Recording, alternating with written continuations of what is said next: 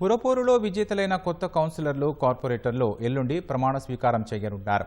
ఆ తర్వాత municipal చైర్పర్సన్లు, vice చైర్పర్సన్లు, కార్పొరేషన్ల మేయర్లు, డిప్యూటీ మేయర్ల ఎన్నిక జరగనుంది. ఏకగ్రీవం కాని చోట చేయి ఎత్తే విధానం ద్వారా ఎన్నిక జరగనుంది. ఎమ్మెల్యేలు, ఎమ్మెల్సీలు, ఎంపీలు ఎక్స్ అఫిషియో సభ్యులుగా ఇవాళ మధ్యాహ్నం వరకు నమోదు చేసుకునే అవకాశం ఉంది.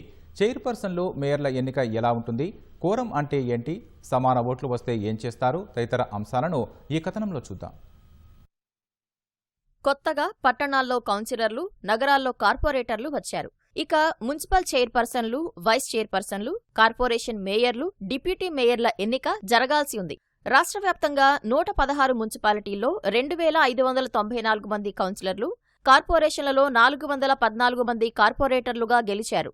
వీరు 16న ఉదయం 11 గంటలకు ప్రమాణ స్వీకారం చేస్తారు. ప్రమాణ స్వీకారం ముగిసిన తర్వాత మధ్యాహ్నం 12:30 గంటలకు మున్సిపల్ చైర్పర్సన్లు, వైస్ చైర్పర్సన్లు, కార్పొరేషన్ మేయర్లు, డిప్యూటీ మేయర్ల ఎన్నిక ప్రక్రియ ప్రారంభం కానుంది. పరోక్ష ఎన్నిక ప్రక్రియపై రాష్ట్ర ఎన్నికల సంఘం విధి విధానాలను వెల్లడించింది. ఎన్నిక నిర్వహించడానికి మొత్తం కౌన్సిలర్లు, కార్పొరేటర్లలో కనీసం సగం మంది ఉంటేనే కోరంగా పరిగణిస్తారు. ఒకవేళ కోరం లేకపోతే చైర్పర్సన్, మేయర్ ఎన్నిక మరుసటి రోజుకు వాయిదా వేస్తారు. ఆ రోజు కూడా కోరం లేకపోతే రాష్ట్ర ఎన్నికల సంఘానికి నివేదిస్తారు. ఎస్ఈసీ మరో రోజును ఖరారు చేసి అప్పుడు కోరం లేకపోయినప్పటికీ ఎన్నిక నిర్వహిస్తారు. రిజర్వేషన్ల ప్రకారం చైర్పర్సన్లు, మేయర్లను ఎన్నుకుంటారు. వైస్ చైర్పర్సన్, డిప్యూటీ మేయర్లకు రిజర్వేషన్లు వర్తించవు. మున్సిపల్ చైర్పర్సన్లు, వైస్ చైర్పర్సన్లు, కార్పొరేషన్ మేయర్లు, డిప్యూటీ మేయర్ల ఎన్నిక కోసం ఒకరే పోటీలో ఉంటే ఏకగ్రీవంగా ప్రకటిస్తారు. ఒకరికంటే ఎక్కువ పోటీలో ఉంటే ఎన్నిక నిర్వహిస్తారు. ముందుగా చైర్పర్సన్, మేయర్, ఆ తర్వాత వైస్ చైర్పర్సన్, డిప్యూటీ మేయర్ ఎన్నిక నిర్వహిస్తారు. ఒకవేళ ఏదైనా కారణంతో చైర్పర్సన్, మేయర్ ఎన్నిక నిర్వహించలేకపోతే వైస్ చైర్పర్సన్, డిప్యూటీ మేయర్ ఎన్నిక కూడా వాయిదా వేస్తారు. కౌన్సిలర్లు లేదా కార్పొరేటర్లు చేయి ఎత్తి ఓటు వేయాలి. ఎమ్మెల్యేలు, ఎమ్మెల్సీలు, లోక్సభ, రాజ్యసభ సభ్యులకు ఎక్స్ అఫిషియో సభ్యులుగా ఓటు హక్కు ఉంటుంది. ఎక్స్ అఫిషియో సభ్యులుగా నమోదు చేసుకునేందుకు ఇవాల్టి వరకు అవకాశం ఉంది. ఎమ్మెల్యేలు, లోక్సభ సభ్యులు తమ నియోజకవర్గం పరిధిలోని ఏదైనా ఒక మున్సిపాలిటీలో ఎక్స్ అఫిషియో సభ్యుడిగా ఉండవచ్చు. ఎమ్మెల్సీలు, రాజ్యసభ సభ్యులు తమకు ఓటు ఉన్న మున్సిపాలిటీ లేదా కార్పొరేషన్లో మాత్రమే ఎక్స్ అఫిషియో సభ్యుడిగా నమోదు చేసుకునే అవకాశం ఉంటుంది. కౌన్సిలర్లు లేదా కార్పొరేటర్లతో పాటు ఎక్స్ అఫిషియో సభ్యులు ఓట్లు వేసిన తర్వాత సమానంగా ఓట్లు ఉన్నట్లయితే లాటరీ ద్వారా విజేతను ప్రకటిస్తారు.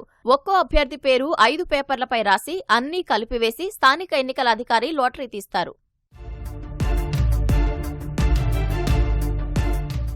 రాజకీయ పార్టీలకు విప్ జారీ చేసే అధికారం ఉంటుంది. Congress, BRS, BJP, CPI, CPM, MIM సహా 13 పార్టీలకు విప్ జారీ చేసే అవకాశం ఉంది. విప్ జారీ చేస్తే ఎల్లుండి ఉదయం 11 గంటల్లోపు స్థానిక ఎన్నికల అధికారికి ఆయా పార్టీలు సమాచారం ఇవ్వాలి.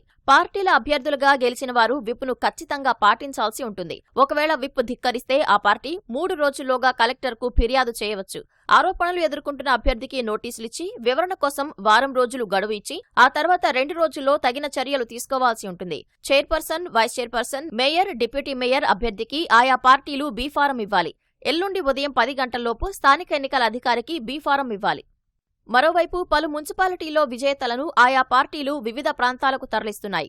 కౌన్సిలర్లు, కార్పొరేటర్లు చేజారకుండా రాజకీయ పార్టీలు జాగ్రత్త పడుతున్నాయి. పలుచోట్ల ఇండిపెండెంట్లకు, ఇతర పార్టీల అభ్యర్థులకు గాలం వేస్తున్నారు. క్యాంపు రాజకీయాలపై అప్రమత్తమైన రాష్ట్ర ఎన్నికల సంఘం కలెక్టర్లు, మున్సిపల్ కమిషనర్లు, జిల్లాల ఎన్నికల అధికారులకు మార్గదర్శకాలు జారీ చేసింది. కౌన్సిలర్లు, కార్పొరేటర్లతో క్యాంపులు పెట్టడానికి వీల్లేదని స్పష్టం చేసింది. నిఘా, తనిఖీ బృందాలను మరింత అప్రమత్తం చేయాలని ఆదేశించింది. ఈ నెల 16న చైర్పర్సన్లు, మేయర్ల ఎన్నిక ముగిసే వరకు ఎన్నికల కోడ్ అమల్లో ఉంటుందని ఎస్ఈసీ స్పష్టం చేసింది. 3కి మించి గుంపుగా ఉండరాదని రాష్ట్ర ఎన్నికల సంఘం తెలిపింది. ముందస్తు అనుమతి లేకుండా ఎన్నికల కోడ్ ఉల్లంఘించేలా ప్రైవేటు, టూరిస్టు బస్సుల్లో వెళ్లవద్దని పేర్కొంది. ఎన్నికల కోడ్ ఉల్లంఘించిన విజేతలు, పార్టీలకు వెంటనే నోటీసు ఇవ్వాలని జిల్లాల అధికారులను ఎస్ఈసీ ఆదేశించింది. కోడ్ ఉల్లంఘిస్తే అభ్యర్థులు ఇచ్చిన డిక్లరేషన్, ఎన్నికల నిబంధనల మేరకు విజేతలపై చర్యలు తీసుకోవాలని స్పష్టం చేసింది. ఎప్పటికప్పుడు నివేదికలు పంపించాలని ఎస్ఈసీ అధికారులను ఆదేశించింది.